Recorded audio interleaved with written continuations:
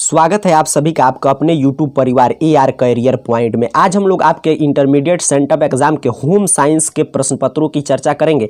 बहुत सारे कॉलेज में परीक्षाएं हो चुके हैं, तो जिनकी परीक्षाएं हो गई वो इसका आंसर मिला लेंगे, और बहुत सारे कभी तमाम कॉलेजों में इसकी परीक्षा शेष है, तो जिनका बाकी है उनके लिए तो ये सेम टू सेम यही प्रश्न आ रहा है, तो यही आपके कॉलेज में आएगा, तो आपको याद कर लेना है ताकि सेंटअप परीक्षा में आपको कोई परेशानी नहीं हो।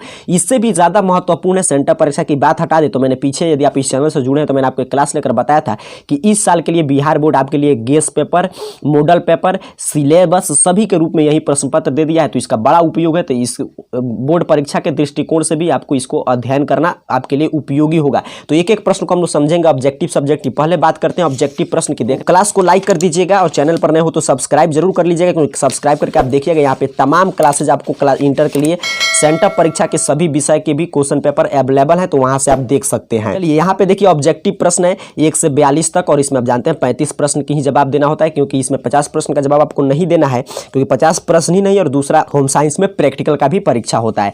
तो पहला नंबर प्रश्न आपसे पूछा है, निम्न में कौन अंतःस्त्रावी प्रणाली का ग्रंथि इसमें से जो है कौन सा नहीं है? तो लार ग्रंथि जो होता है अंतःस्त्रावी प्रणाली का ग्रंथि नहीं है। एक एक प्रश्न याद करते चलिएगा, यदि आपके कॉलेज में परीक्षा नहीं हुआ तब तो आपके लिए सेम प्रश्न यही मिलने वाला है। चलिए दूसरे नंबर प्रश्न की चर्चा करते हैं। दूसरा नंबर प्रश्न कह रहा है थायराइड ग्रंथि का स्थान कहाँ है? तो बिल्कुल आसान प्रश्न आया है, तो गला में थायराइड ग्रंथि का स्थान होता है। प्रश्न पत्र को पलटेंगे और तीसरे नंबर प्रश्न पे पहुंचते हैं। तीसरा नंबर प्रश्न देखिए जो आपसे पूछा है कि निम्नलिखित में से कौन सी ग्रंथि केवल स्त्रियों में पाई जाती है? तो ये भी आसान प्रश्न आया है, अंडाशय जो है सिर्फ स्त्रियों में पाया जाता है।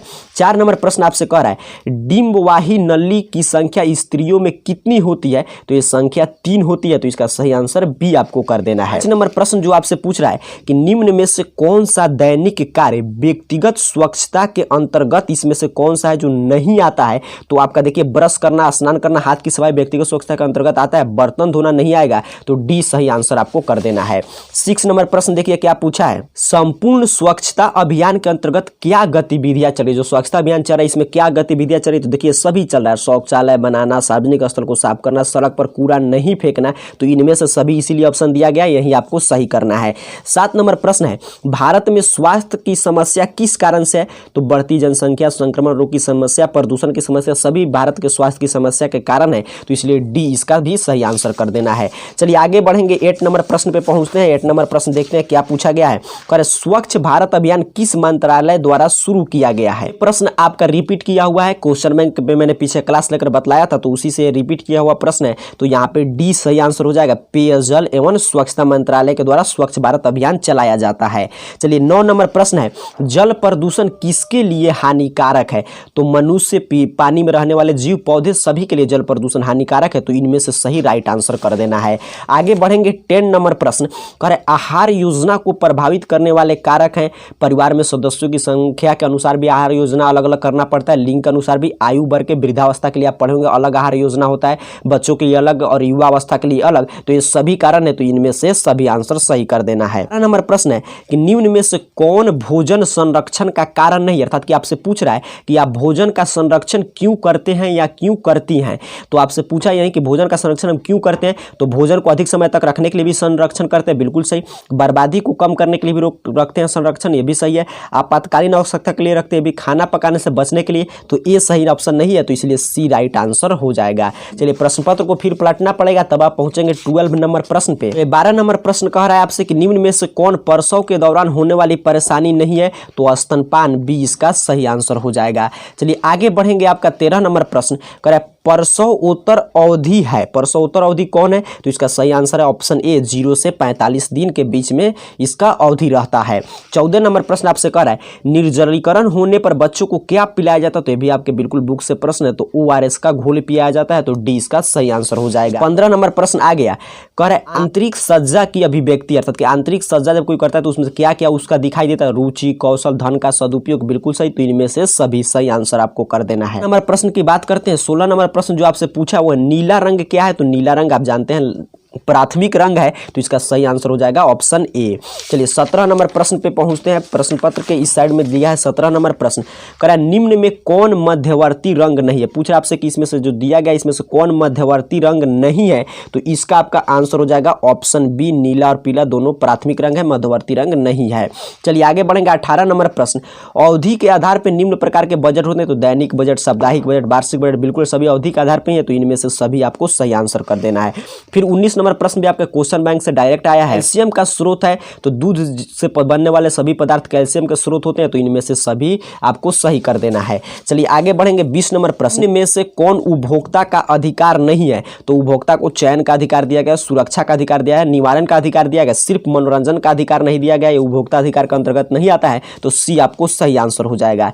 21 नंबर प्रश्न है, निम्न में किस पदार्थ पर एग मार्क का चिन्ह होता है। देखिए क्या पूछा है, एग मार्क का चिन्ह पूछा है, इसका सही आंसर होगा आपका ऑप्शन ए, सरसों का तेल, राइट आंसर हो जाएगा। चलिए आगे बढ़ेंगे। 22 नंबर प्रश्न की बात करेंगे। 22 नंबर प्रश्न देखिए फिर आ गया चिन्ह से ही, कह रहा है किस उत्पाद पर ISI, वहां पे पूछा था एग मार्क, यहाँ पे पूछ रहा है ISI मार्क होता है, तो ISI मार्क जो होता है आयरन पे होता है और खाद्य पदार्थ पे एग मार्क चिन्ह होता है, तो ए आपका ए इसका सही आंसर हो जाएगा। चलिए 23 नंबर प्रश्न की बात करते हैं। कह रहे हैं निम्न में से कौन जल प्रदूषण से होने वाली बीमारी नहीं है, इसमें से कौन जल प्रदूषण से नहीं होता है, तो टीबी जानते हैं आप नहीं होता है जल प्रदूषण से, तो यही इसका सही आंसर हो जाएगा।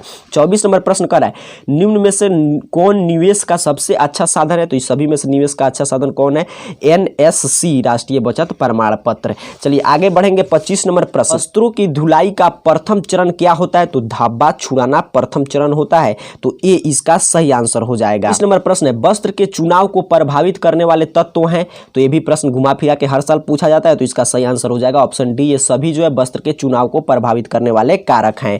27 नंबर प्रश्न कह रहा है निम्न में से कौन सा रोग वायु प्रदूषण का कारण होता है, तो इसमें वायु प्रदूषण के कारण कौन रोग होगा, अस्थमा होता है, तो इसका सही आंसर हो जाएगा ऑप्शन बी।